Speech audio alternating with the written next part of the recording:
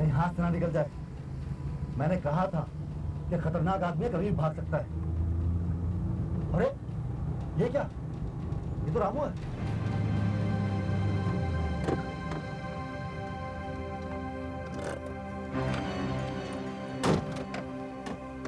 क्या हुआ, कहाँ गया वो? बॉस वो मेरे हाथ से निकल गया। उसने टायर पर गोली चलाई, मैंने भी गोली मारी, शायद उसे लगी है। फायदा क्या हुआ? तुम लोग कोई काम ठीक से नहीं कर सकते। जो चीज उसके पास है अगर वो सरकार के पास पहुंच गई ना तो हम सब फंस जाएंगे। गाड़ी किसके लेके भागे वो गाड़ी मेरी थी। चलो उसे ढूंढते। बॉस इस पंक्चर का क्या करें? इसके बाद में पहले से ढूंढते हो।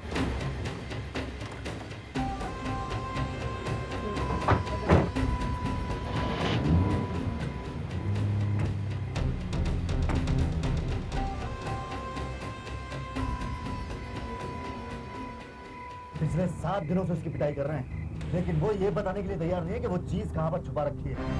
बहुत पहुंचा हुआ आदमी है वो। जिस गाड़ी को लेकर वो भागा है वो खटारा है, ज्यादा दूर तक नहीं जाएगी, कहीं कहीं आगे जाकर खराब हो जाएगी। ये देख सामने तेरी गाड़ी। रोक रोक रोक रोक, यही गाड़ी है तेरी? हाँ यही।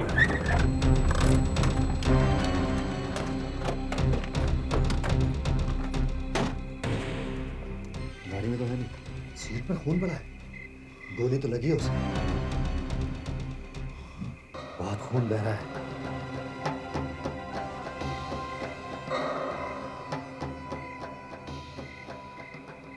हाँ, जंगल में क्या है?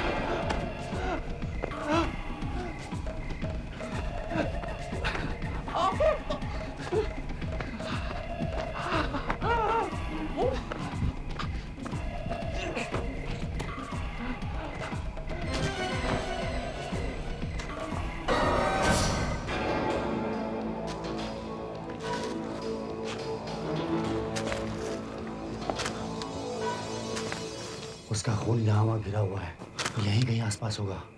संभाल के। उसके पास अभी कुछ गोलियां बाकी होंगी।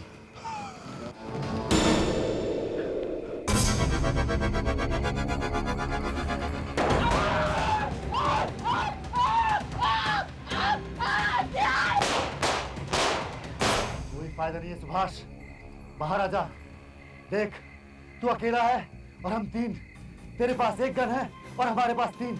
जब तेरी गोलियां खत्म हो जाएंगी तब क्या करेगा? मैं कहता हूं बाहर आ जा अभी। सर अभी कल रात को यहाँ से 15 किलोमीटर दूर समर जंगल में जबरदस्त गोलियां चली। अच्छा, एक लाश भी मिली है।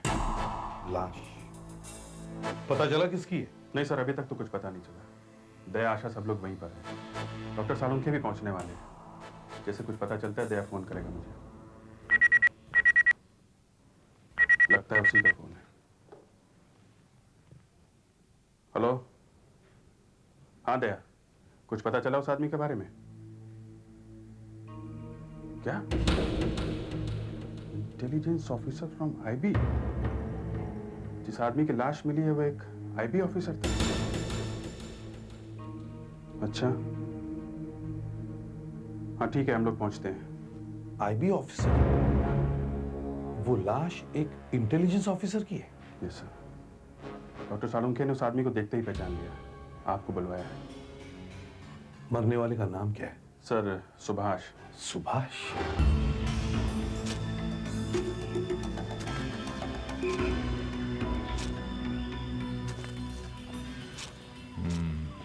बुलेट की शेल्स।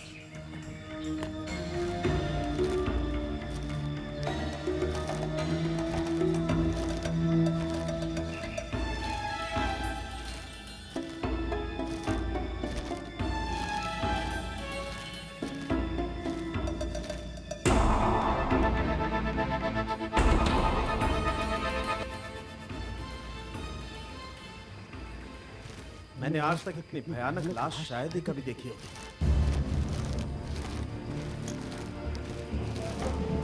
सर यहाँ कुछ शेल्स मिले हैं, लाश वहां पड़ी सर।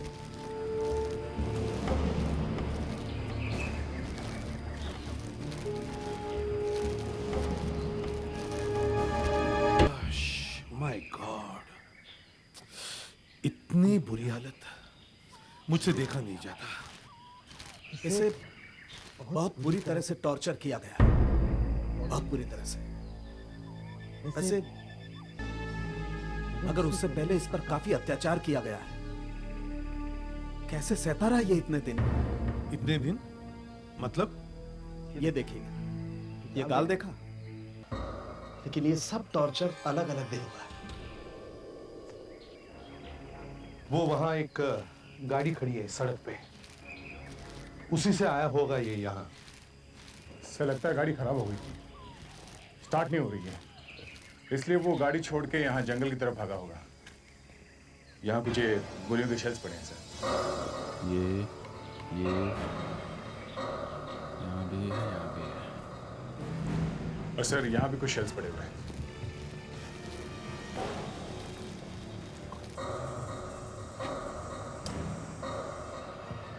सर दो अलग अलग जगह पे शेल्स पड़े हुए हैं। शायद 2 लोग थे। सब यहाँ पर काफी खून पड़ा हुआ है।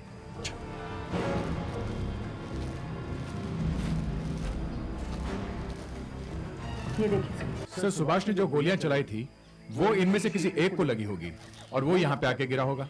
खून बहुत बहा है, लाश तो यहाँ है नहीं।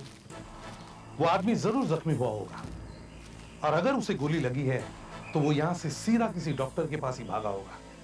अभिजीत, तुम आसपास की सारी डिस्पेंसरी, क्लिनिक, हॉस्पिटल चेक करो। हमारे पास सिर्फ यही एक लीड है, इससे हमें कुछ मिल जाए तो मिल जाए। सुभाष की बॉडी में से एक और गोली मिली, गोली कंधे में लगी है। मतलब इसे 2 गोलियां लगी। बहुत अच्छा ऑफिसर था। बॉस, दिल तो नहीं चाह रहा था कि लाश की चीर फाड़ करूं, मगर क्या करूं, ड्यूटी तो ड्यूटी है। मुझे लाश काटनी पड़ी। जो गोली कंधे में लगी वो किसी दूसरी गन से चली, और जो गोली इसके सर में से मिली है वो इसने अपने आप खुद मारी।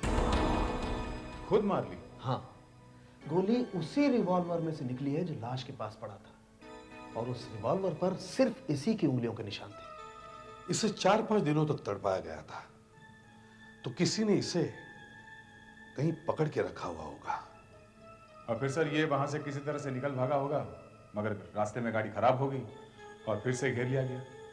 और कोई रास्ता नहीं बचा तो मार लिया अपने आप को। मगर बॉस, अगर ये भाग रहा था तो इसके पास रिवॉल्वर कहां से है? वो इसी का है। दिल्ली से इंफॉर्मेशन मिली है कि वो रिवॉल्वर उसका नहीं था। मतलब उन बदमाशों का ही चुरा लिया? हाँ, इतना तो एक्सपर्ट था ये, मगर किस बात के लिए उसे इतना तड़पाया गया? शायद कुछ इंफॉर्मेशन निकालने के लिए, जो ये बता नहीं रहा होगा। दिल्ली आईबी ऑफिस से एक इंटेलिजेंस ऑफिसर आ रहा है, वो ही बता सकता है कि सुभाष के पास कौन सी जरूरी खबर थी। कौन है ये ऑफिसर? रमन कपूर।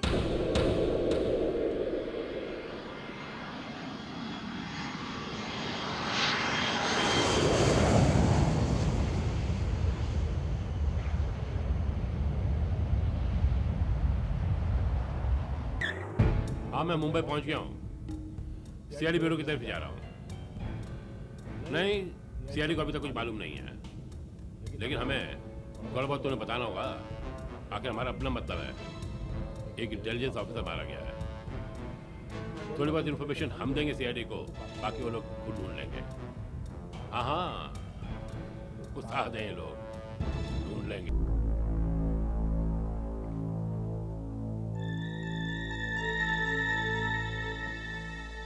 क्लिनिक बंद?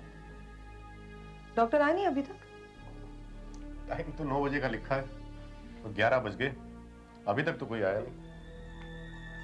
कोई भी नहीं आया है? Nurse, compounder? कंपाउंडर आया था, वो भी चकरा गया, क्योंकि आज तक कभी ऐसा हुआ नहीं। अब डॉक्टर साहब के घर गया है पता करने। घर क्यों गया? वो फोन भी तो कर सकता था। नहीं, डॉक्टर साहब पास में ही रहते हैं। पास में रहता है और आए नहीं।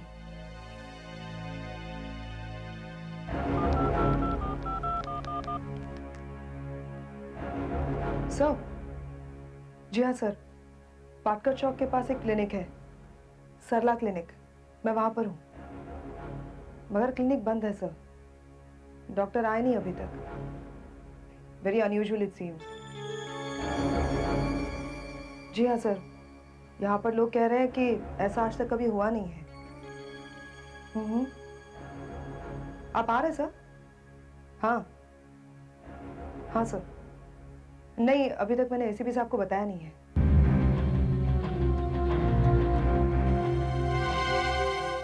ACP Pradyuman. Nice meeting you. Raman here. My card. लगता है आपने मुझे पहचाना नहीं। हम पहले मिल चुके एक बार दिल्ली में, डीसीपी शर्मा की पार्टी में। ओ यस यस यस, मैं यही सोच रहा था कि आपको पहले कहीं देखा है। काफी पुरानी बात है। जी हाँ, 5 साल तो हो गए होंगे। डीसीपी शर्मा अब कैसे हैं? बीच में सुना था उनकी तबीयत कुछ ठीक नहीं थी। हाँ, अब तो बिल्कुल ठीक है वो। मुझे लगता है कि अब पुरानी बातें करना मुनासिब नहीं होगा। मैं यहाँ क्यों आया ये तो आप जानते ही हैं। अच्छा, सुभाष पे जिन लोगों ने गोलियां चलाई, उनका कुछ पता चला? जिस गोली से सुभाष की मौत हुई है वो उसने खुद ही अपने ऊपर चलाई है। उसे बहुत ही ज्यादा टॉर्चर किया गया था। ओह, मुंह से कहीं कुछ निकल ना जाए, इसलिए उसने अपनी जान ले ली। सर, सुभाष ऐसी क्या चीज छुपाने की कोशिश कर रहे थे जिसकी वजह से उन्हें इतनी बुरी तरह टॉर्चर किया गया? आपको कुछ पता है? थोड़ा बहुत। सुभाष यहाँ कुछ टेररिस्ट ऑर्गेनाइजेशन के पीछे लगा हुआ था। हर महीने अपनी रिपोर्ट भेजता था।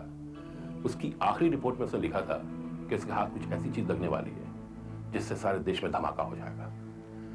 फिर अचानक वो गायब हो गया। ऐसी क्या चीज हो सकती है? शायद कुछ लोगों के नाम होंगे। हमें उन लोगों को फौरन ढूंढना होगा। हमारे आदमी लगे हुए हैं। हेलो। हाँ अभिजीत बोलो। सर, मुझे यहाँ फाटका चौक में बुलाया था आशा ने। सर, हम लोग वो 10 किलोमीटर के एरिया में सब डिस्पेंसरीज और क्लिनिक चेक कर रहे थे। है कोई चांस? कहीं से कुछ मिलता है सुना? नहीं सर, किसी ने कहीं पे कुछ नहीं देखा। सर, किसी आदमी को गोली लगी हो और कोई ना देखे, ऐसा कैसे हो सकता है सर? अभिजीत, देर रात की बात है, वो लोग कहीं चुपके से घुस गए होंगे। Yes sir. सर, यहाँ पर एक क्लिनिक है, सरला मेडिकल क्लिनिक। सर, यहाँ पर हालात कुछ ठीक नहीं दिख रहे हैं। सर, सुबह से डॉक्टर साहब यहाँ आए नहीं हैं और उनका कुछ पता नहीं चल रहा है। अपने घर पे भी नहीं है सर वो। क्लिनिक बंद है या खुला है? सर, क्लिनिक बंद है और काफी लोग खड़े हुए हैं बाहर सर। लगता है कुछ है। लग तो रहा है सर। ठीक है, 1-2 विटनेस ले लो साथ में और दरवाजा तोड़ दो। बाकी लोगों को हटा दो वहां से। Yes sir. सुनिए, आप यहाँ रुकिए, बाकी सबको पीछे ले चलो। चलिए आप लोग उधर जाइए। चलिए आप लोग चलिए आप सब उस तरफ। पीछे। वहां ले जाओ। सब चलिए चलिए। चलिए। दरवाजा तोड़ना पड़ेगा। क्या लगता है? सर मुझे भी लगता है कि यही कुछ हुआ है। ना? सुधाकर, सर तोड़ दो दरवाजा। 1, 2।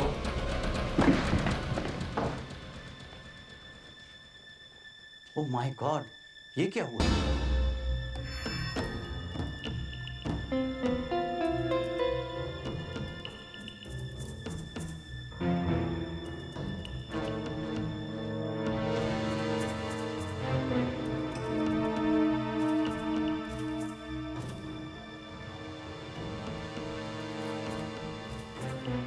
वाकई यहाँ जरूर कुछ हुआ है।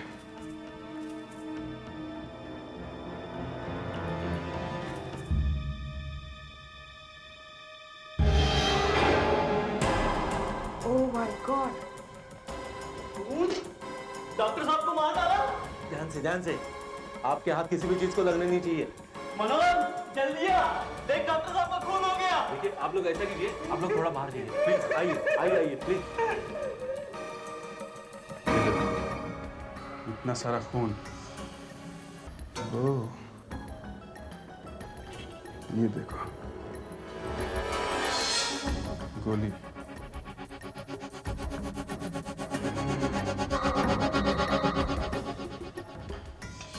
जिस डॉक्टर ने गोली निकाल के जान बचाई, उसी की जान ले ली उन लोगों ने। सर ये वही लोग हैं जिन्होंने सुभाष को मारा है?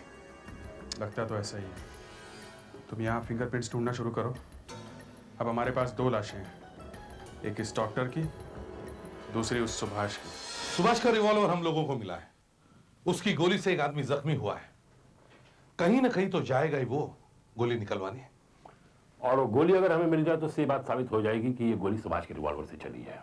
और फिर सर हम ये साबित कर सकेंगे कि ये वही आदमी है जिसने सुभाष पे हमला किया था। एंड आई एम श्योर ये आदमी हमें उस पूरे टेररिस्ट गैंग तक लीड कर सकता है और आसानी से मिल भी सकता है हमें, अगर मर ना गया हो तो। हमारे लोग उस क्लिनिक में घुस गए होंगे देखते हैं क्या मिलता है। हेलो, हाँ अभिजीत। सत्यानाश, डॉक्टर को मार दिया? मतलब यही लोग थे वहां पे जंगल में? और कुछ मिला? गोली? गोली भी मिली? अच्छा ठीक है, तहकीकात जारी रखो। ओके। देखा? सुना मैंने। डॉक्टर? उस डॉक्टर को ही मार दिया जिसने गोली निकाली थी। और कुछ मिला वहां पे? कोई और क्लू?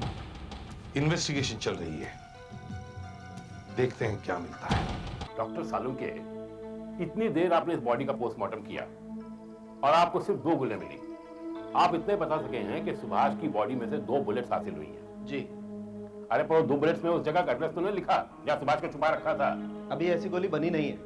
मैं ये कह रहा हूं कि इतना काफी नहीं है, इससे केस में आगे नहीं बढ़ा जा सकता। इतना जानने से क्या फायदा होगा कि सुभाष ने अपने आप को गोली मार ली? ये फॉरेंसिक लैब है या जादू की दुकान?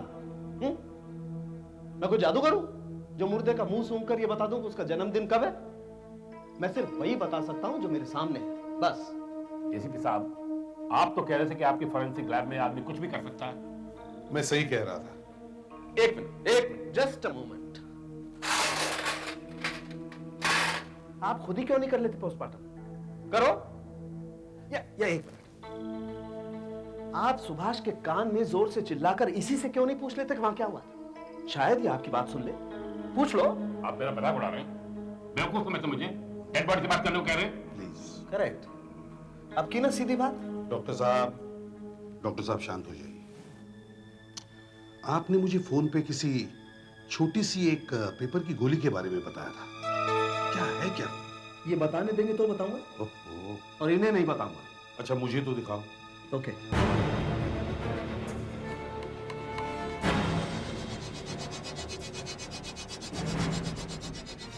ये देखिए, पेट के अंदर जो मैस था उसमें से मैंने बड़ी मुश्किल से इसे ढूंढकर बाहर निकाला है। बड़ी गीली सी चीज थी। अब मैंने इसे सुखा लिया है। खोलकर देखा क्यों नहीं? आप लोगों का इंतजार कर रहा था। अब खोलकर देखो। बड़ी डेलिकेट चीज है, खोलते ही कहीं फट न जाए। बड़ी सावधानी से खोलना पड़ेगा इसे।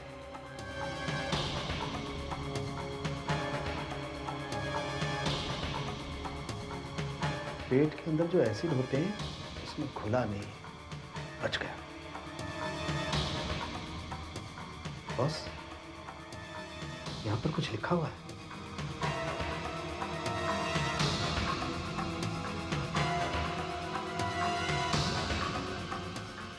मुंबई 48 किलोमीटर। इस पेपर पे जो कुछ भी लिखा हुआ था वो इतना इंपॉर्टेंट था कि सुभाष ये पेपर खा गया। ये इंफॉर्मेशन बदमाशों के हाथ में लग जाए इसलिए। लेकिन मुंबई 48 किलोमीटर क्या हो सकता है? मुंबई 48 किलोमीटर। ये हम लोग पहले भी कई बार कर चुके हैं। राइटिंग पैड पे जो लकीरें आ जाती है ना, उनसे ये पता चल सकता है कि इसके ऊपर वाले पेज पे क्या लिखा हुआ था। ये देखो, वी लिखा हुआ है, बाकी तो कुछ पता नहीं चल रहा है। लेकिन सर इससे हमें क्या फायदा होगा? तो अगर हम ये मान के चलें कि डॉक्टर ने इसमें कोई मेडिसिन लिख के दी है, तो एक तो हमें दवाई का नाम पता चल जाएगा, और फिर हम ये ढूंढने की कोशिश करेंगे कि उन लोगों ने ये दवाई कहाँ से खरीदी है। Yes sir. अब इस पूरी क्लिनिक में जब दूसरा कोई सबूत है ही नहीं, तो हमें इसी से काम चलाना पड़ेगा। काम चलेगा या नहीं ये तो डॉक्टर सालुंके ही बताएंगे, क्योंकि इसमें जो कुछ भी लिखा है बहुत हल्का है। देखो। हाँ, कुछ समझ में नहीं आ रहा सर। इसे लेजर कैमरा से देखना पड़ेगा।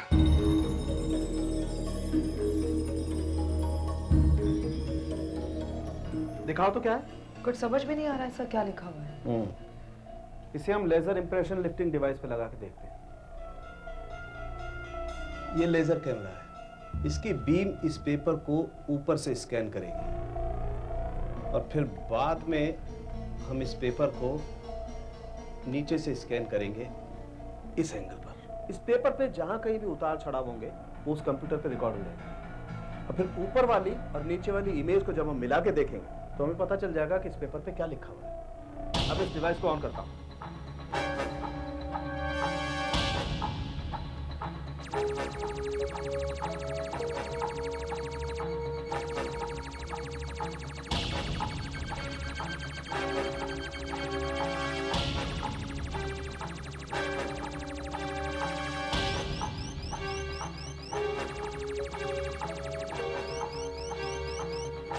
अब हम नीचे से स्कैन करेंगे।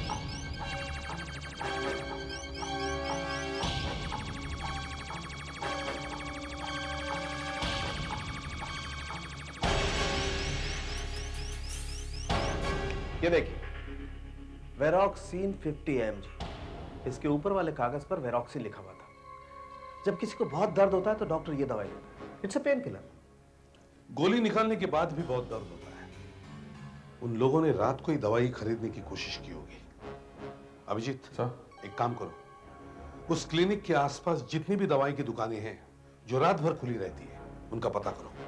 सर, उस क्लिनिक के कंपाउंडर को हम अपने साथ लेकर आए हैं। लेके आओ। Yes sir. उस कंपाउंडर को बहुत कुछ मालूम होगा। सर, आइए। आपके क्लिनिक के आसपास कितनी दवाई की दुकानें हैं जो रात भर खुली रहती हैं? एक दुकान है सर, चेतन मेडिकल स्टोर। चेतन मेडिकल स्टोर्स। सर, अभी तक हमें सिर्फ इतना अंदाजा है कि ये 2 या 3 लोग हो सकते हैं, जैसा आपने जंगल में बताया था गोलियों के शेल्स देख के। हाँ, फिर? सर, जंगल से ये लोग सरला क्लिनिक में गए, वहां पे डॉक्टर को मारा और वहां से चेतन केमिस्ट के पास गए होंगे, करेक्ट? Yes sir. अब सर, जिसे गोली लगी है वो तो गया नहीं होगा केमिस्ट की दुकान पे। ये दूसरा या बाकी दूसरे दोनों ये गए होंगे। सर, उस दुकान से हमें उनके हुलिया के बारे में पता चल सकता है, और ये भी पता चल सकता है कि कितने लोग थे। और वहां से वो लोग कहाँ गए होंगे शायद ये भी पता चल जाए। Correct. So better start moving. जल्दी से जल्दी जाके इंक्वायरी शुरू करो, कहीं वो लोग ज्यादा दूर जाने न पाए। Yes sir. मूव। अब देखिए रमन साहब, ये वो जंगल है, समर जंगल, जहां हमें सुभाष की लाश मिली थी, मुंबई से 15 किलोमीटर की दूरी पर। और ये जो बड़ी लाइन है वो मुंबई से 48 किलोमीटर की दूरी पर है। सर, हमें सुभाष की लाश यहाँ मिली है, मुंबई से 15 किलोमीटर दूर। करेक्ट। तो सर, सुभाष इसी रास्ते से या तो फिर आ रहा होगा या जा रहा होगा। करेक्ट। तो सर, हमें इसी रास्ते पर 48 किलोमीटर आगे जाकर देखना चाहिए। मुंबई 48 किलोमीटर, पेपर पे लिखा हुआ है मुंबई 48 किलोमीटर। ये जो पेपर पे लिखा हुआ है मुंबई 48 किलोमीटर, ये इंफॉर्मेशन इतनी इंपॉर्टेंट है कि सुभाष उस पेपर को खा गया। ऐसे क्या हो सकता है ये मुंबई 48 किलोमीटर? इसका एक ही मतलब है कि मुंबई से 48 किलोमीटर पे कुछ होने वाला है। क्या ये वही लोग होंगे, वो टेररिस्ट जिनके पीछे सुभाष लगा हुआ था? या तो ये वहां मिलेंगे या वहां कुछ गड़बड़ करेंगे। हो सकता है और नहीं भी हो सकता है। आपका अंदाजा क्या है? मेरा अंदाजा ये है कि इस रास्ते पर सुभाष ने वो चीज जरूर छुपाई होगी जिसके पीछे वो लोग पड़े हुए हैं। You mean that list? Correct, वो लिस्ट। देखिए, यहां एक बड़ा जंगल है मुंबई से 48 किलोमीटर की दूरी पर। सुभाष ने यहीं छुपाई होगी वो लिस्ट। Let's go.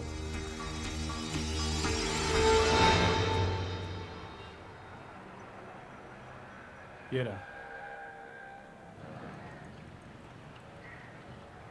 सुनिए, परसों सारी रात आपकी दुकान खुली हुई थी क्या? जी हाँ, हमारी दुकान तो हर रात खुली रहती है, डे एंड नाइट है। आपके यहाँ से परसों किसी ने दवाई खरीदी थी? वेरोक्सिन? जी, मैं तो रात को दुकान पर होता नहीं हूँ, लड़का होता है, उसे ही मालूम होगा। लड़का कहाँ है? वो अंदर सो रहा है, उठाऊं उसे? हाँ, जरा 2 मिनट के लिए प्लीज। अच्छा।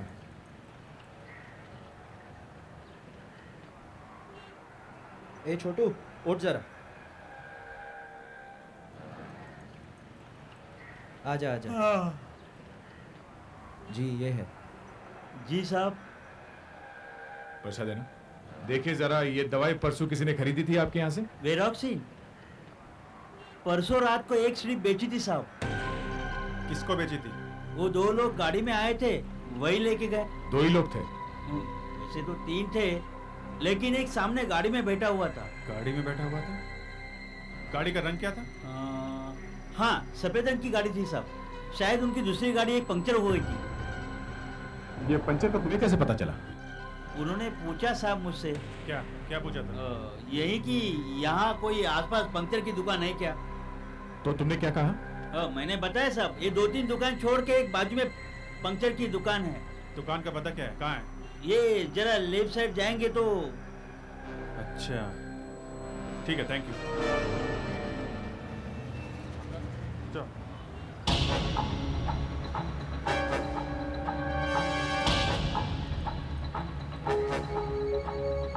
अरे सुनो। हाँ?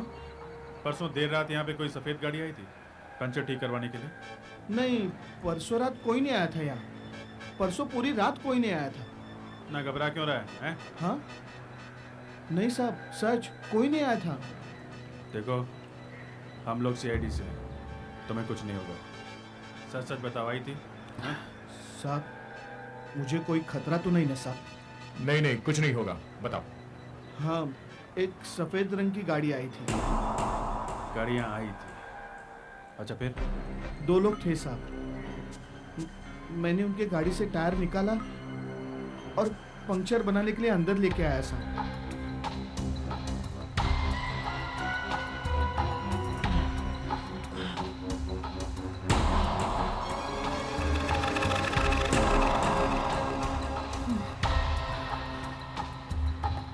क्या हुआ? कुछ नहीं साहब। अरे तो जल्दी करने के लिए देर क्यों लग रही है? वो ट्यूब फट गई है, बदलनी पड़ेगी। हाँ तो बदल देना फटाफट। हाँ साहब। ट्यूब कैसे फट गई यार? ऐसा क्या लग गया? बॉस में गोली नहीं साहब, कीला लग गया साहब। तो जल्दी करना यार।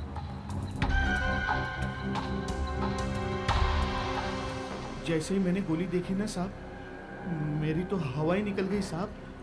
मैंने सोचा कि राजू बेटे, अगर तूने इन्हें सच सच बता दिया कि गाड़ी के टायर में गोली मिली है तो ये तो तुझे जिंदा नहीं छोड़ेंगे, इसलिए मैंने झूठ बोल दिया साहब। वो गोली कहाँ है? ये रही साहब।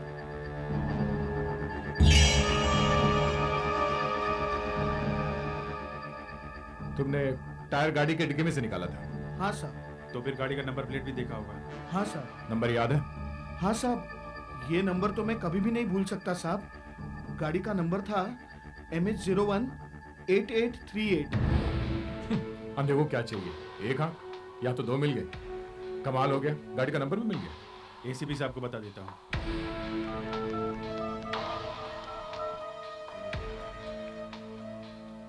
सर अभिजीत। हाँ सर, हमें 2 बातें पता चली हैं।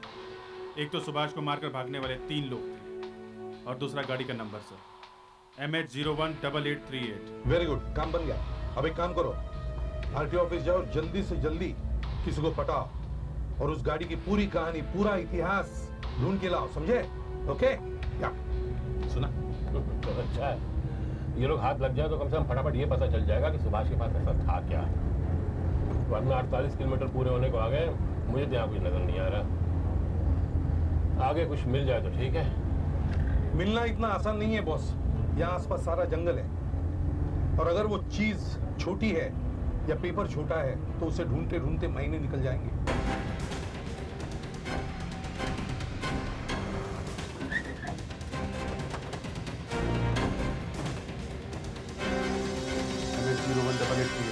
यही गाड़ी है, लगता है वो घर पे होगा।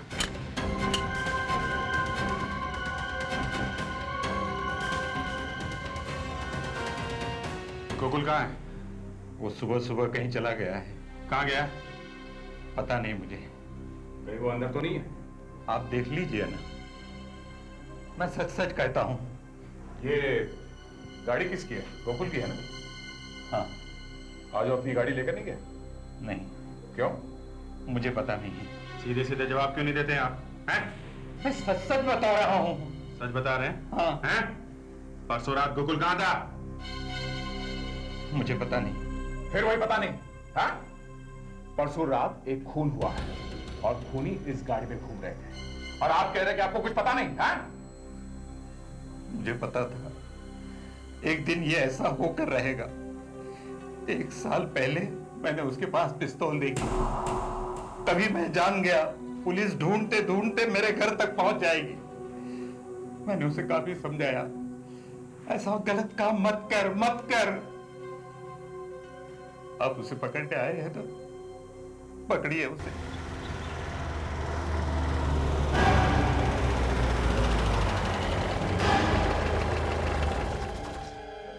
ये तो रामू की गाड़ी है। बिल्कुल आ गया। ये क्या कर रहे हैं आप क्या कर रहे हैं? ऐसा नहीं कीजिए, ऐसा नहीं कीजिए। आहिस्ता आहिस्ता संभल के चल चल चल चल चल चल ना यार, चल चल चल यार गोकुल, अरे रुक, तू मुझे मेरे घर छोड़ दे। क्या हुआ? बहुत दर्द हो रहा है। देख, मैं थोड़ी सी पी लूंगा ना, मुझे आराम मिलेगा। न जाने उस डॉक्टर ने क्या दवाई दी, कुछ असर नहीं हो रहा है। मैं शाम को दूसरे डॉक्टर के पास ले चलूंगा, तो चल अभी अंदर तो चल, देख बहुत टेंशन है। हाँ हाँ सब तो ठीक हो जाएगा, चल ना यार। हाँ, चल चल हाँ लेके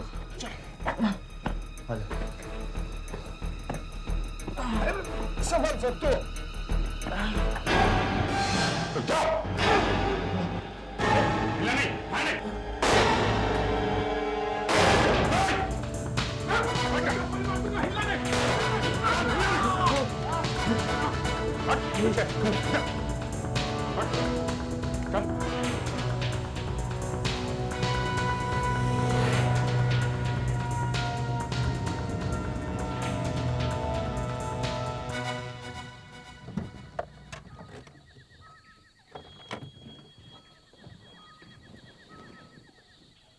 ये लो आ गए, मुंबई 48 किलोमीटर।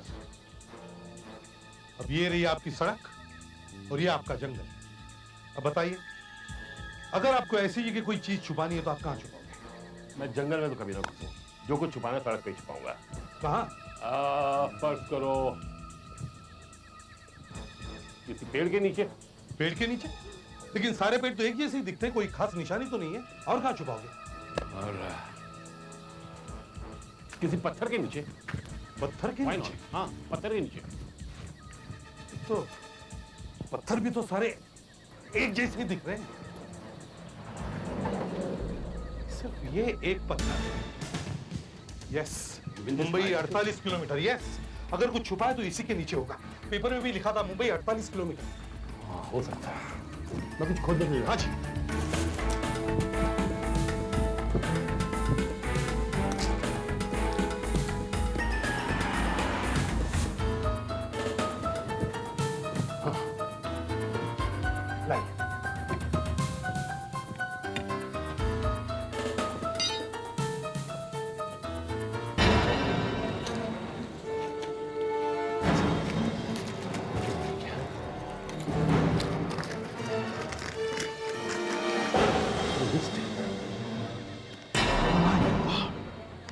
ये तो देश के बड़े बड़े लोगों के नाम है। ये देश के दुश्मन हैं, धोखा दे रहे हैं, आतंकवादियों के हाथों देश को बेच रहे हैं। ये खबर तो देश को हिलाकर रख देगी। जीप की तलाशी लो।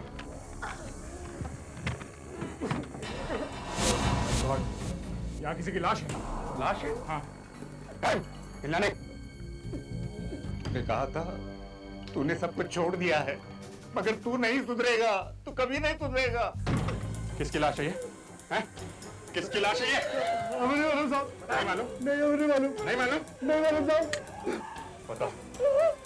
सब गोली मत चलाओ साहब, बता दो साहब। इस लिस्ट में इतने बड़े बड़े लोगों के नाम हैं, मेरे तो होश उड़ के पड़ते हैं। इन्हें जरूरत क्या पड़ती है सब करने की? अपने देश के साथ धोखा?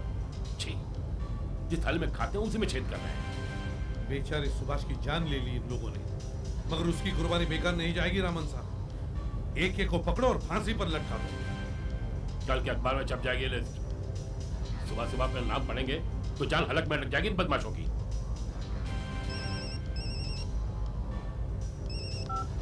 हेलो सर, हमने 3 लोगों को पकड़ा है।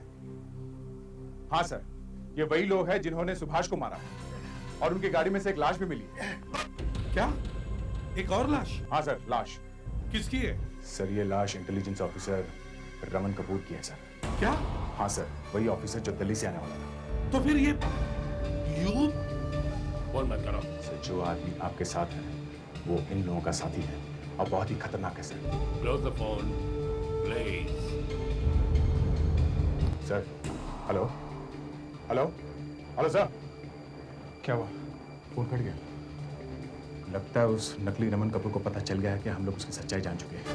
इसका मतलब एसीपी साहब की जान खतरे में है। तो तुम्हें पता चल गया है कि मैं रमन नहीं हूँ और ना ही मैं इस वक्त आईबी ऑफिसर हूँ। इसलिए इसके जानते मैंने कितना बड़ा खतरा मोल लिया, अपने आप को सीआईडी के हाथों बता लिया। लेकिन तुम्हें पता नहीं चला ना कि मैं आईबी ऑफिसर नहीं हूँ। I should have checked. पिछली बार जब हम मिले थे तब तो तुम आईबी ऑफिसर थे।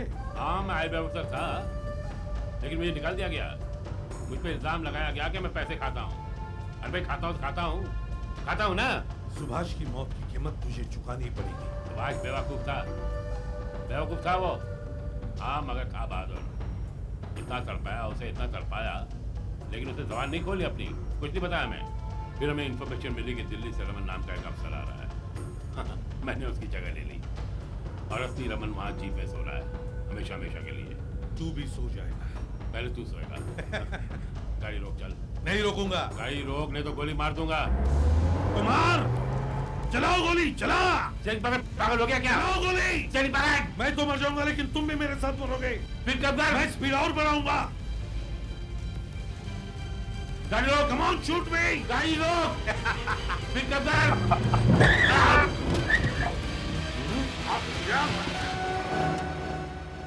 अब बोल। दो ऑफिसर के खून के और देशद्रोह के जुर्म में मैं तुम्हें गिरफ्तार करता हूं। रमेश, आखिर तुम मुझे बताते क्यों नहीं हो? हाँ, शहर से इतनी दूर मुझे यहाँ क्यों लाए हो? बताता हूँ। बस थोड़ी देर और। थोड़ी देर और क्यों? अब पहुँच तो गए, बता दो ना। मुझे कुछ दिखाना है तुम्हें। क्या? दिखाऊं? हाँ दिखाओ ना। ओके, पहले तुम अपनी आंखें बंद करो। आंखें बंद करूं? लो।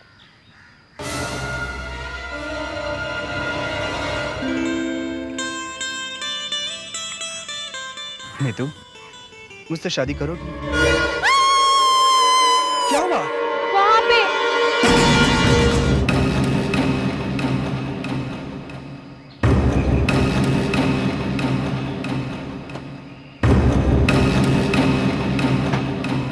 इतनी सुनसान जगह पे ये आदमी कर क्या रहा हो? सर यहाँ पे ये 2 गिलास पड़े हुए हैं। विस्की की बोतल भी? इसके साथ कोई और भी था सर। या तो वही मर्डरर है या फिर उसे भी कुछ हो गया होगा। यहाँ आसपास जंगल में देखा क्या? है कोई और लाश? नहीं सर, यहाँ कुछ नहीं मिला। बॉस, एक और अजीब बात है। वो क्या? ये देखिए, लाश के एक पैर का जूता गायब है। जाते जाते कोई जूता ही ले गया। ये क्या है?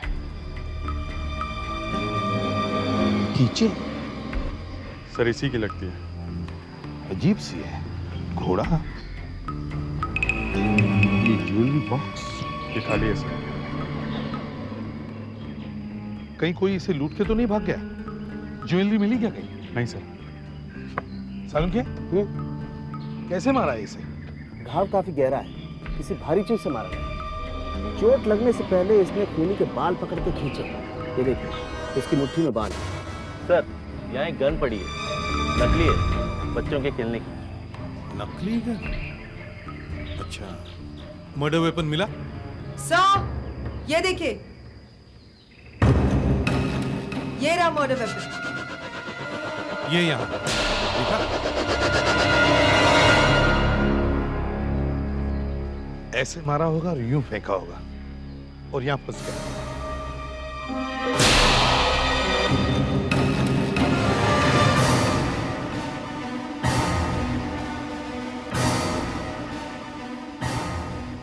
ये देखिए सर।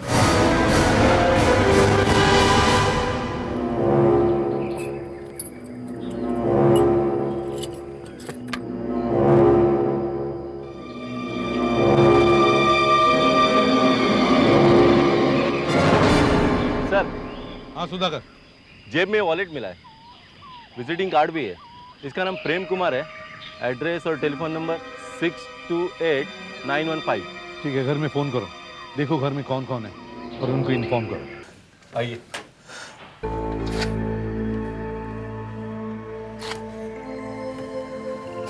आइए। तो ये है उनके बेटे। हमने लाश देखी, पापा की है। बड़े दुख की बात है। जगदीश प्लीज, देखो जो होना था वो हो गया। अब रोने से वो वापस तो नहीं आएगी। बैठिए। देखिए, ये सारा मामला बड़ा अजीब सा है, उलझा हुआ सा है। समझ में नहीं आ रहा कि किसने ये सब किया होगा और क्यों। आपको कुछ अंदाजा है? आपको कुछ पता है? जी, मुझे कैसे पता होगा? मैं उनसे ज्यादा बात नहीं करती थी। इतना सब कुछ सामान मिला है वहां से, पता नहीं कैसे इधर उधर पहुंच गया। ये वॉलेट आपके डैडी का है? जी हाँ, पापा का ही है। और ये शू? जी उन्हीं का है। अच्छा, ये ज्वेलरी बॉक्स किसका है? देखिए। ये तो हम पहली बार देख रहे हैं। ये आपका नहीं है? ये कहा था। ये भी हमें कार के पास ही मिला। अच्छा, जरा ध्यान से इन चीजों को देखिए। आपके डैडी के पास ऐसा कोई सामान था जो इसमें नहीं है? ये पापा। एक मिनट, हाथ मत लगाइए। ये पापा का नहीं है। अच्छा। ये चाबियां पापा की है। ये भी पापा का नहीं है। लेकिन पापा का मोबाइल फोन कहीं नहीं दिख रहा। मोबाइल फोन नहीं मिला आपको? नहीं, वो था उनके पास जब वो निकले थे घर से। जी हाँ, उनके पास एक बैग भी था, हरे रंग का। क्या था उसमें? मालूम नहीं। अच्छा, ये बताइए, आपने आखिरी बार अपने डैडी को कब देखा था? कब देखा था आखिरी बार डैडी को आपने? जी, कल शाम को करीब 7 बजे जब वो घर से बाहर गए थे। उसके बाद तो क्या वो अक्सर बाहर जाया करते थे? कभी कभी। दरअसल उनके पास घर की अपनी अलग चाबी थी। हम लोग तो जल्दी सो जाते, वो कब आते थे कब जाते थे पता ही नहीं चलता था। देखो जगदीश, अगर तुम चाहते हो कि तुम्हारे डैडी का मर्डरर पकड़ा जाए तो साफ साफ बात करो, सच बोलो। जगदीश, वैसे भी इन्हें पता चल ही जाएगा। अच्छा यही है कि हम सच बता दें। हाँ। सर, हमें लगा कि वो शीला के घर गए हैं। शीला कौन है? वो इनके पापा की दोस्त है। कहिए। जी, हम आपसे कुछ बात करना चाहते हैं। क्या? हम सीआईडी से। सीआईडी? आइए। Thank you.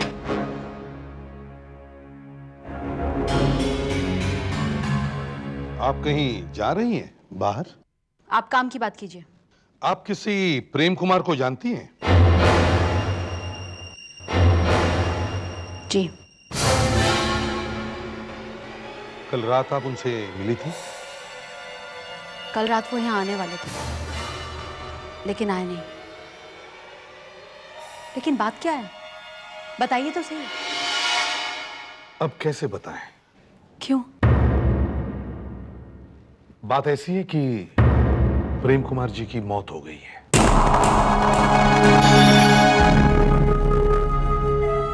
कैसे? किसी ने उनका खून कर दिया कल रात को। हे भगवान, तुम ये मेरे साथ क्या कर रहे हो?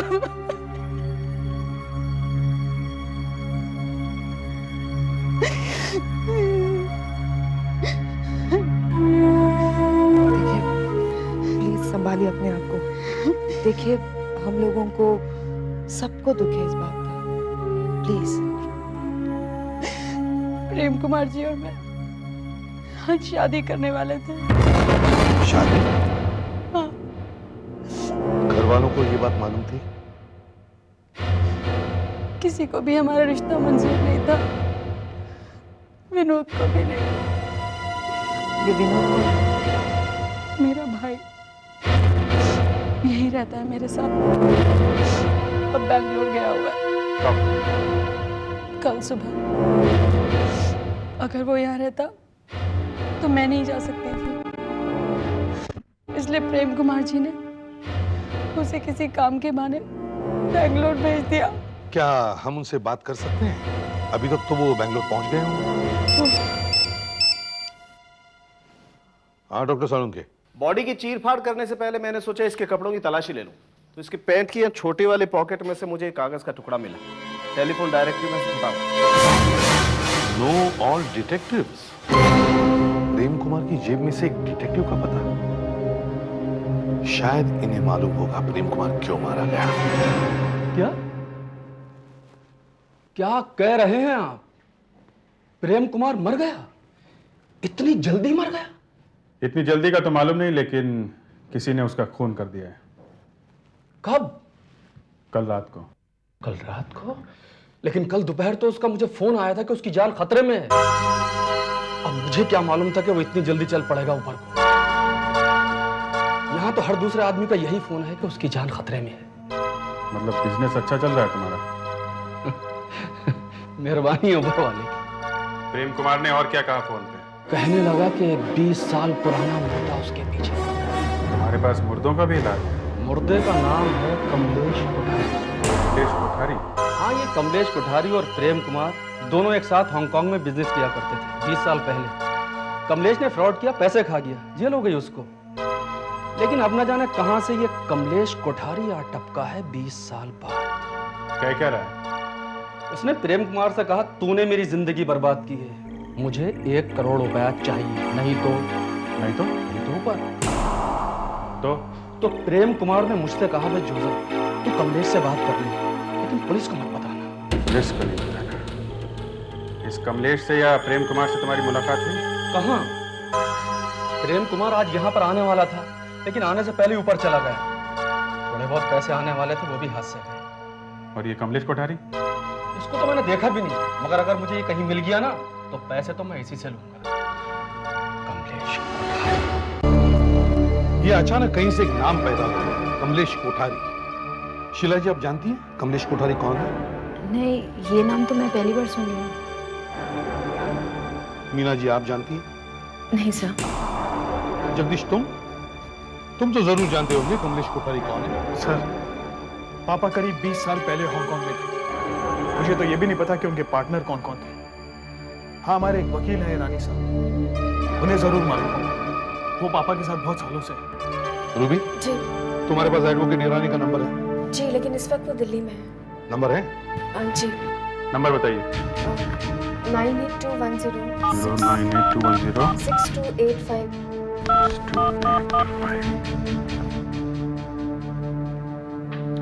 हेलो ईरानी साहब, मैं इंस्पेक्टर अभिजीत, मुंबई सीआईडी से।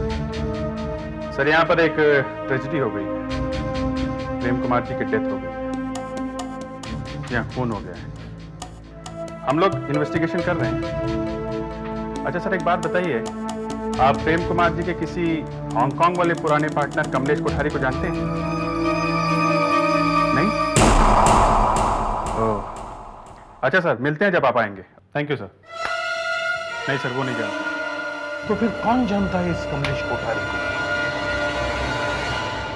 सर, मुझे आपसे कुछ बात करनी है। हाँ। कल शाम मैं पापा को उनके कमरे में चाय देने गई थी, तो मैंने देखा कि वो एक बैग में नोटों के बंडल भर रहे थे। कम से कम 10 बंडल थे, बड़े बड़े। मैंने ये जगदीश को नहीं बताया, क्योंकि हमारा झगड़ा हो जाता। किस काम के लिए थे ये पैसे? शादी के लिए या फिर कमलेश कोठारी को देने के लिए? ये कमलेश कोठारी हांगकांग से आता है और आते आते ये साथ में लाता है। लगता है ना कुछ कुछ चाइनीज जैसा। जब ये लाया गया तब ये मर्डर वेपन नहीं था, मगर अब इससे एक खून। अगर सर, तुम इंटरनेशनल एयरपोर्ट जाओ और पिछले 3 महीनों में हांगकांग से जितनी भी फ्लाइट्स यहां आई है वो चेक करो। देखो उनकी पैसेंजर लिस्ट में कोई कमलेश नाम है क्या? Okay sir. सर शायद ऐसा हुआ कि कमलेश आया, उसने फोन करके प्रेम कुमार को बुलाया, दोनों मिले, एक जगह जाके गाड़ी पार्क की, विस्की पी और कमलेश ने नकली गन से प्रेम कुमार को डराया। प्रेम ने पैसा देने से मना कर दिया, दोनों में झगड़ा हुआ और गुस्से में आके कमलेश ने प्रेम कुमार का इससे किया। और प्रेम जो पैसे और ज्वेलरी शीला के लिए लेकर आया था वो कमलेश लेकर भाग गया। लेकिन सर इस थ्योरी में एक ही गड़बड़ है। वो क्या? वो सर वो जूता, शू जो अभी तक मिला नहीं। सर हम ये समझ सकते हैं कि कमलेश ने पैसे चुराए, ज्वेलरी चुराई, मगर सर वो एक जूता लेके क्यों भाग गया? हेलो एसीपी प्रद्युमन है। कहां पे? बॉम्ब स्क्वाड है वहां पे?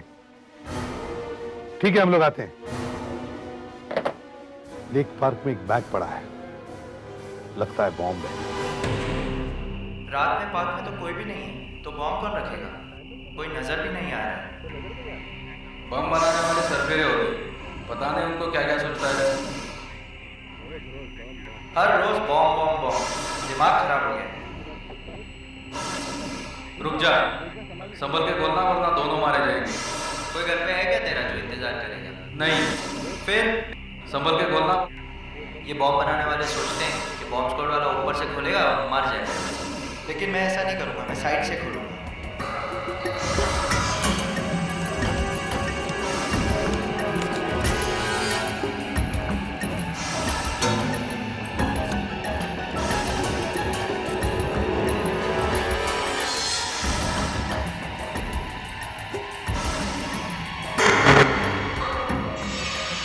अरे इसमें तो एक बैग है, कोई बॉम्ब वॉम्ब नहीं है।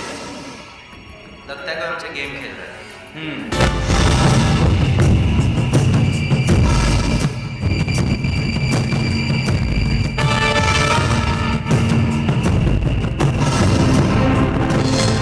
फिर भी आराम से निकाल, बैग में भी बॉम्ब हो सकता है।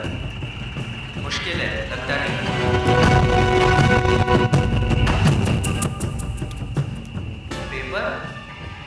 पेपर में जूता। ये लो, शायद यही है तुम्हारा मिसिंग जूता।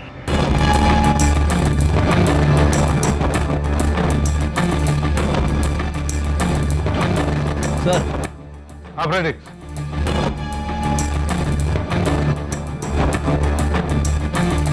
ये रहा बैग।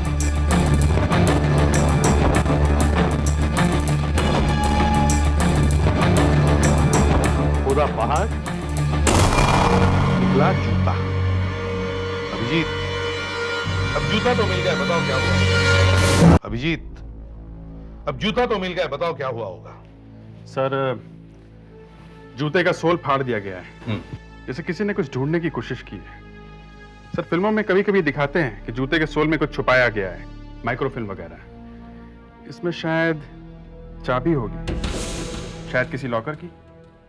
मतलब कमलेश को मालूम था कि जूते में चाबी है? हो सकता है सर, इसीलिए वो पैसों और ज्वेलरी के साथ साथ ये जूता भी लेके भाग गया। चाबी निकाल ली और जूते को वैसे ही पेपर में लपेट के बैग में रख के फेंक दिया। सर।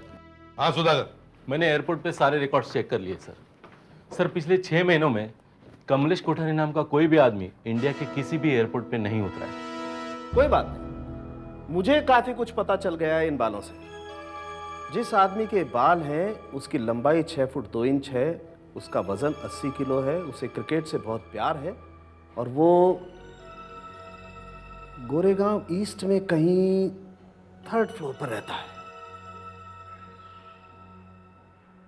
सर सिर्फ बाल देखकर इतना सब पता चल सकता है? नहीं, ये बाल से नहीं पता लगा है, ये डॉक्टर साळुंखे का दिमाग घूम गया है।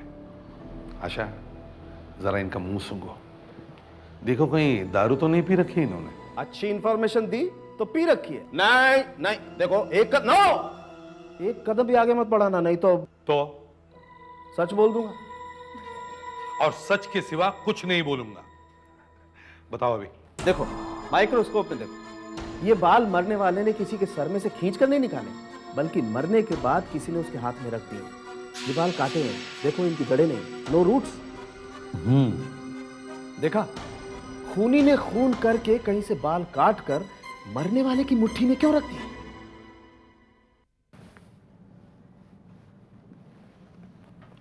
ये बाल का क्लू तो बेकार गया सर। मर्डर के बाद आदमी वहां से भागने की कोशिश करता है, मगर ये आदमी अपने बाल काट के मरने वाले की मुट्ठी में फंसा रहा है। ये आदमी पागल तो नहीं है? पागल नहीं, बहुत होशियार है वो। हाँ सर, हमें अगर आधा भी क्लू मिल जाता है तो भी हम खून को पकड़ लेते हैं। सर यहाँ पे 9 क्लूज हैं, फिर भी कुछ समझ में नहीं आ रहा है। और समझ में आएगा भी, क्योंकि ये सारे क्लूज मिलकर बनता है एक बड़ा क्लू। ये 10वां क्लू ये। Sir, a big zero? Yes, a big zero. ये सारे क्लूज नकली है, बेकार है। एक डिटेक्टिव को अचानक किसी आदमी का फोन आता है कि उसकी जान खतरे में है। कोई कमलेश कोठारी नाम का आदमी उसके पीछे पड़ा है। बाद में वो प्रेम कुमार का खून करता है और जगह जगह पे इन सब चीजों को फेंक देता है। ये कीचेन, ये टॉय गन, और उसके पॉकेट में एक डिटेक्टिव एजेंसी का पता छोड़ देता है। उसे मालूम है कि हम फौरन वहां भागेंगे। उसने सोचा होगा कि हम इन सब चीजों में फंस जाएंगे, गोल गोल घूमते रहेंगे, थक जाएंगे और केस बंद कर देंगे। मगर वो जानता नहीं ये एसीपी प्रद्युमन किस मिट्टी का बना हुआ है। इन सारी चीजों को एक तरफ रख दो और तहकीकात फिर से शुरू करो। मोबाइल कंपनी से उन सब फोन की लिस्ट लेके आओ जो प्रेम कुमार ने किए थे या उसे आए थे। अगले 24 घंटों के अंदर हम ये केस सॉल्व करके ही छोड़ेंगे। आइए प्लीज, आप जरा यहाँ इंतजार करिए। जाना।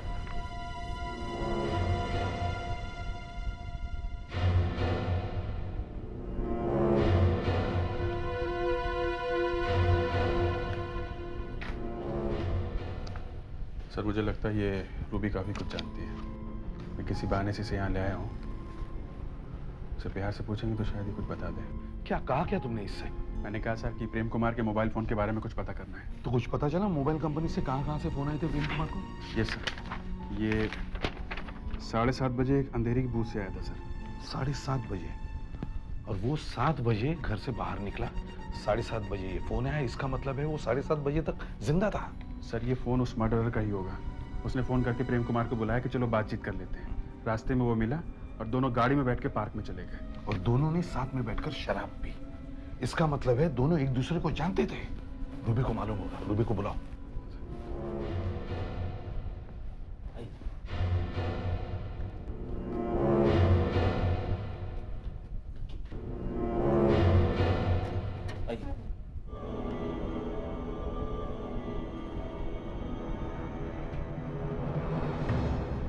देखो रूबी, यहां तुम्हारी जान पहचान का कोई नहीं है। तुम्हें जो कुछ भी मालूम है आराम से और बिना डर के बताओ। सर, मैंने आपको उस वक्त ईरानी का नंबर दिया था ना। नहीं, वो ठीक है, वो बहुत अच्छा काम किया तुमने। अब हमें ये बताओ, क्या तुम्हें पता था कि प्रेम कुमार और शीला शादी करने वाले थे?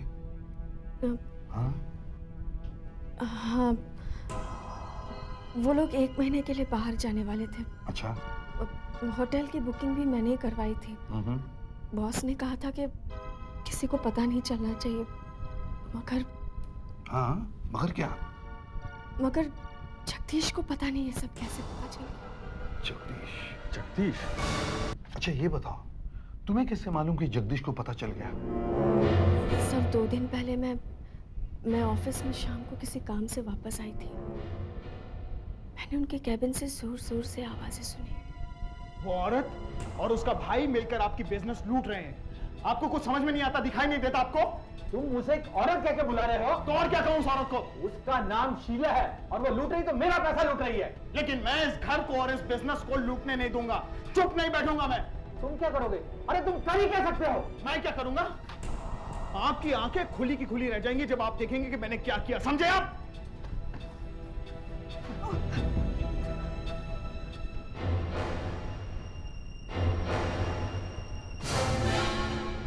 अरे रूबी, तुम अभी तक ऑफिस में?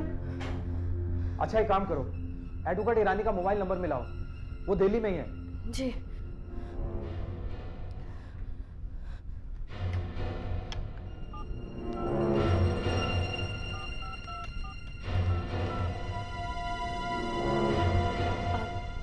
हेलो। लाओ मुझे दो। ईरानी, तुम अभी एक काम करो, मेरे लिए एक नई वसीयत तैयार करो और सब कुछ शीला के नाम कर दो। अच्छा ठीक है, 80% उसके नाम कर दो। मैं ठीक हूं, मुझे क्या हुआ है? अच्छा तुम वापस कब आ रहे हो? ठीक है।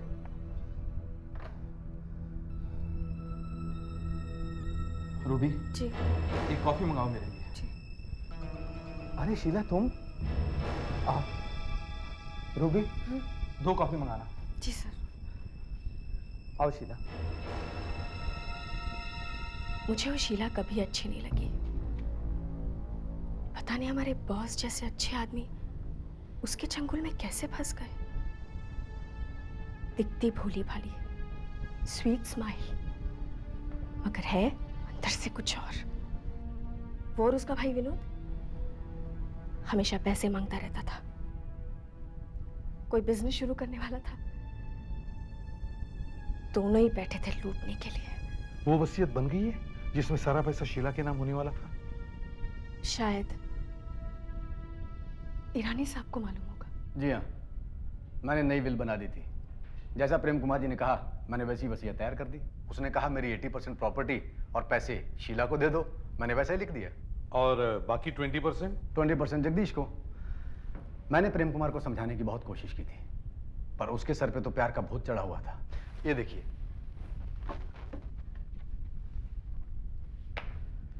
ये देखिए, ये है पुरानी बिल और ये है नई वाली। लेकिन नई वाली में एक चक्कर है। इसमें भी कुछ गड़बड़ है? इसमें ही तो प्रॉब्लम है। इस बिल पे प्रेम कुमार के साइन है ही नहीं। इस वसीयत की तो कोई वैल्यू नहीं है, ये किसी काम की नहीं। इस वसीयत पर प्रेम कुमार ने साइन क्यों नहीं किए? जब ये बिल बनी थी तो मैं दिल्ली में था। मैंने सोचा जब मैं मुंबई वापस जाऊंगा तो पहले उसे समझाऊंगा, फिर साइन करवा लूंगा।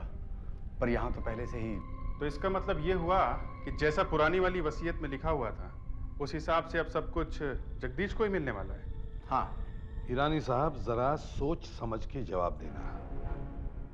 क्या जगदीश को यह मालूम था कि नई वसीयत बनी तो है मगर उस पर प्रेम कुमार जी ने साइन नहीं किए? जगदीश को क्या बात है, कुछ सोचने लगे आप? नहीं, वो कुछ ऐसे ही। हम लोग जगदीश के बारे में बात कर रहे थे। हाँ, जगदीश को मालूम था कि नई बिल पर साइन नहीं हुए। उसने मुझे फोन भी किया था कि मैं प्रेम कुमार को कहूं कि नई बिल मत बनाओ, शीला को सारे पैसे मत दो। और मजे की बात यह है कि जिस औरत को ये सारे पैसे मिल रहे हैं वो कहती है कि मुझे पैसे नहीं चाहिए। Very strange. किसी को विश्वास ही नहीं होगा कि वो ऐसा भी कर सकती है। विश्वास तो मुझे भी नहीं हो रहा है। कोई अंधा भी बता सकता है कि वो औरत प्रेम कुमार से सिर्फ पैसे के लिए शादी करना चाहती थी। तो फिर ये ड्रामा क्यों? शीला को प्रेम कुमार की मौत से कुछ फायदा नहीं हुआ, मगर वसीयत पर साइन ना होने की वजह से जगदीश तो बच गया। हाँ सर, अब उससे ही सब कुछ मिलेगा। ये पैसा बहुत बड़ी चीज है सर, इंसान से कुछ भी करवा सकती है। कहीं जगदीश ने तो डिटेक्टिव जोसेफ को फोन नहीं किया होगा? एक काम करो, जोसेफ को बुला के लाओ, उसे जगदीश की आवाज सुनवाते हैं। अरे एसीपी साहब आइए। अभी अभी ईरानी साहब का फोन आया था। उन्होंने बताया कि आप मुझसे मिलने आ रहे हैं उस नई वसीयत के बारे में। जी। ये साहब कौन है? इन्हें पहले कभी नहीं देखा। मुझे लगा आप पहले इनसे मिल चुके हैं, इसलिए मैं इन्हें साथ लेकर आया। हाय, आई एम जोसेफ। हाय। लेकिन मैंने इन्हें पहले कभी नहीं देखा। इनसे तो लोग फोन पर भी बातें करते हैं।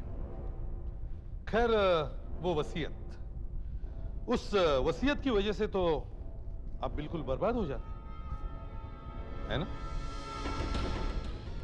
जी बिल्कुल। मेरी तो कुछ समझ में नहीं आ रहा था कि हम लोग क्या करें। हम लोग तो भिखारी बन जाते सर। मगर ऐसा हुआ नहीं, क्योंकि इससे पहले कि प्रेम कुमार जी उस वसीयत पर साइन करते वो बेचारे चल बसे। मैं जानता हूं इस वक्त आपके दिमाग में क्या चल रहा है, लेकिन आपको एक बात बता दूं, मैं बहुत छोटा था जब मेरी मां की डेथ हो गई। मेरे पापा ने अकेले मुझे पाल पोस के बड़ा किया। हाँ, पिछले कुछ दिनों से मुझे पापा से बहुत नफरत हो गई। और अब मुझे अपने आप पर गुस्सा आता है कि मैंने ऐसा क्यों किया, क्यों किया। और आपको क्या लगता है एक बेटा अपने बाप का खून कर सकता है क्या? आपने तो इतना कुछ देखा है, एक बेटा अपने बाप का खून कर सकता है क्या?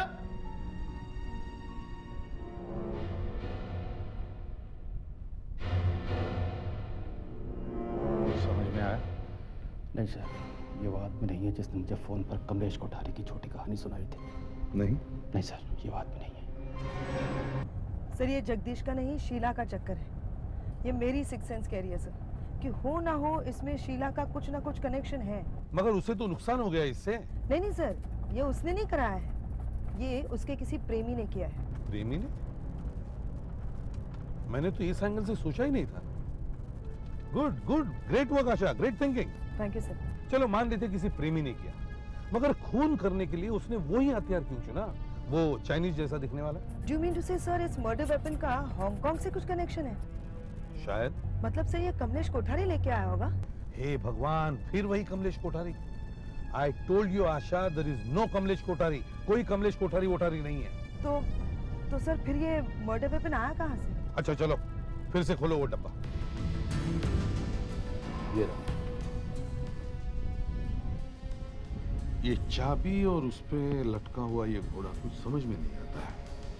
नंबर 2 ये टॉय गन, नंबर 3 ये ज्वेलरी बॉक्स जो खाली था, 4 ये फटा हुआ जूता, और ये murder weapon.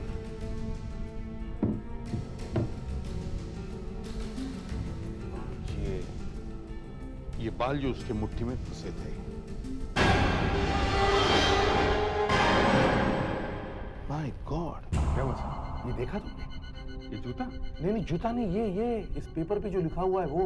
Exhibition hall proudly presents first time in Mumbai Chinese handicrafts, all feng shui and decoration items, sale. Durga hall, Vile Parle east, 21 से 27 अप्रैल तक, 8:30 से 8:30 हर रोज। 21 अप्रैल मर्डर कब हुआ? 21 अप्रैल सर। 21 अप्रैल। हो सकता है ये मर्डर वेपन इसी एग्जीबिशन में से खरीदा गया।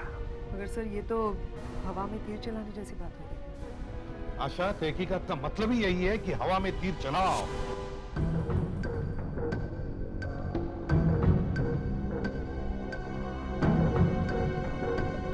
May I help you, sir? मैं आपको फेंग शुई के बारे में बहुत मदद कर सकती हूँ। ये देखिए, ये विंड चाइम है, इसको आप घर के ईच साइड में लटकाएंगी तो कोई इविल स्पिरिट नहीं आएगी। ये मैं आपको दे दूँ? नहीं, ये क्या है? ये पीस एंड प्रॉस्पेरिटी के लिए है। ये दरवाजे के ऊपर लटकाएंगी तो आपकी जिंदगी बहुत अच्छी बीतेगी। और ये क्या है? ये आपको कहाँ से मिला? ये तो हमारे यहाँ का बेस्ट पीस था। ये देखिए, ये ओरिएंटल और यूरोपियन आर्ट का मिक्सचर है। ये वाला हिस्सा चाइनीज है और ये वाला यूरोपियन। इसके साथ हालांकि फेंग शुई का कोई ताल्लुकात नहीं है। ये खरीदा किसने था? ये तो मुझे याद नहीं। यहाँ तो सैकड़ों लोग आते हैं, पर वो एक आदमी था और वो इसे तोल कर देख रहा था। दिखता कैसा था? कैसा दिखता था वो आदमी? गोरा सा था, स्मार्ट सा था, और हाँ, वो जब यहाँ था ना, उसका एक फोन आया था। कुछ कह रहा था बैंगलोर जाना है, जल्दी जाना है। शीला का भाई भी बैंगलोर गया हुआ है ना? तुम रूबी को फोन करो, उसे पता करो वो बैंगलोर से कब लौट रहा है, ट्रेन में कहाँ बैठा है, कोच नंबर, बर्थ नंबर सब पता करो उसका। जी सर। अच्छा, गोरा सा था, लंबा था, कैसा था वो? हाँ। अच्छा, बैंगलोर जाने की क्या बात कर रहा था? क्या कह रहा था? कह रहा था कि जल्दी जाना है, बैंगलोर जाना है। सर बस। सर वो उद्यान एक्सप्रेस से 1 घंटे के अंदर मुंबई में आ रहा है। उसके कोच का नंबर है S4 और वो सीट नंबर 36 पर बैठा हुआ है। अच्छा, बात क्या है बताइए तो नहीं। नहीं कुछ नहीं, थोड़ी बातचीत कर। अच्छा, बातचीत करनी है तो फिर ठीक है। अच्छा विनोद जी, आप विनोद जी? हाँ, हमें प्रेम कुमार के ऑफिस से ही पता चल गया था आपका कोच नंबर और सीट नंबर। अच्छा, वही मैं सोच रहा था कि आपको कैसे पता चला। रूबी ने बताया था, उसी ने कराई थी ना आपकी बैंगलोर जाने की बुकिंग। जी हाँ। काफ़ी अच्छी सेक्रेटरी है, और शीला ने भी आपके बारे में काफ़ी अच्छी बातें बताई। शीला ने? हाँ, आपकी बहन है ना? जी हाँ, बहुत अच्छी है, बहुत ख्याल रखती है मेरा। जी, वो भी आ रही हैं CID ब्यूरो में। आइए।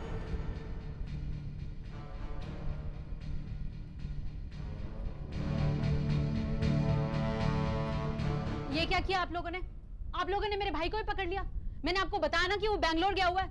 और वैसे भी विनोद यहाँ था ही नहीं जब खून हुआ। यही तो मैं भी कह रहा हूँ कि मैं तो यहाँ था ही नहीं। ये कौन है? आपका भाई? ये मेरा भाई नहीं है। ये विनोद नहीं है? नहीं।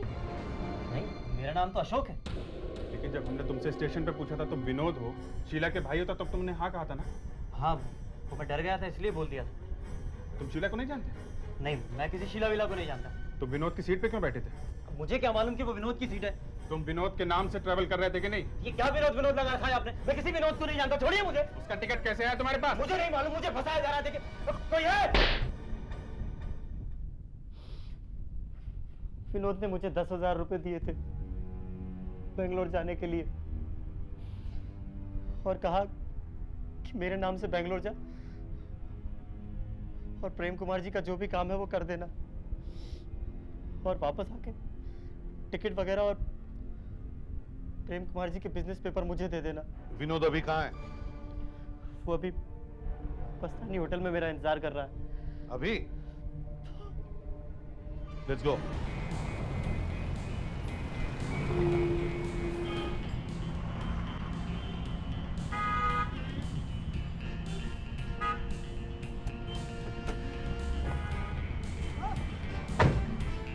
अभिजीत सर, संभल के जाना, कहीं कबूतर रूम में जा। Yes sir. सुधाकर, तुम होटल के दरवाजे पर ही खड़े रहना। ओके, समझे? जाओ।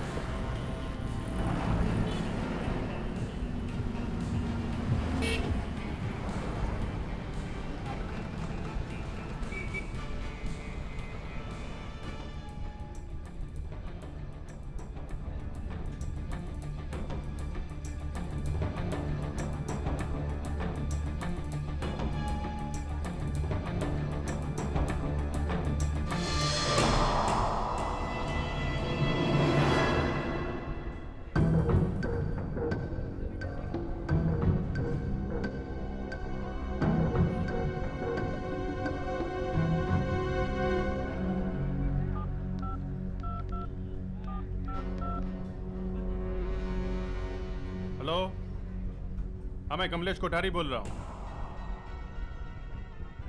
क्या साहब इतनी देर से बैठे, ऑर्डर वगैरह करना है कि खाली टाइम पास करने बैठे? अच्छा। नहीं नहीं, मैं किसी का इंतजार कर रहा हूँ।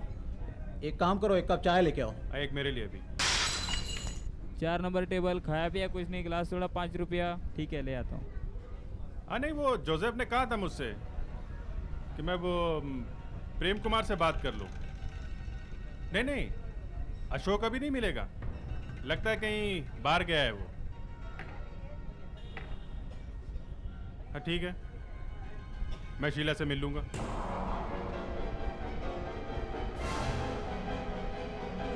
सुधाकर, रुक, भागता कहाँ है? चल अंदर, मुझे चल। भाग रहा है? भाग रहा है? अरे शीला, तुम? विनोद, तुमने क्या किया? मैंने क्या किया? ये लोग कौन है?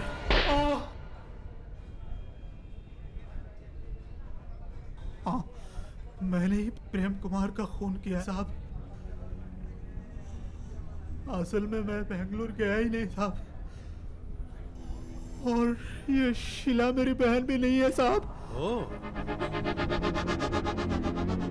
हम दोनों लोगों को फंसा के लूटते हैं और ये प्यार का नाटक करती है साहब। मगर इस बार ये प्यार में पड़ गई और शादी करने का प्लान बना दिया। मैंने इसको बहुत समझाया पर ये मानी नहीं, उसने शादी का प्लान बना दिया साहब। अगर ये शादी कर लेती तो मेरा क्या होता साहब? इसलिए मैंने प्लान बनाया और प्रेम कुमार का मर्डर कर दिया साहब। तुमने एक मासूम आदमी की जान ले ली। प्रेम कुमार के खून के जुर्म में तुम्हें गिरफ्तार किया जाता है। चलो चलो, ले चलो इसे।